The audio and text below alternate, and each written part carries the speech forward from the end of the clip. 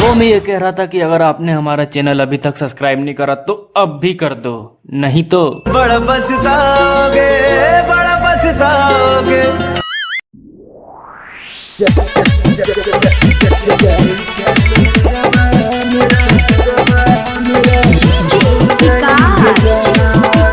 Home recording studio राजा सोनवर्षा थाना चौक थाना चौक।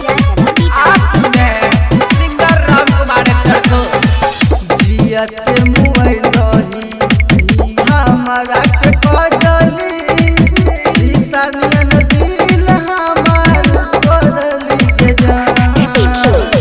जियत मोबाइल रही हमारा के कजली शीशा नियन दिल हमार बदली के जान। प्यार क्या के हमारा से दोसरा के भेटली जाई के ससुरवा हम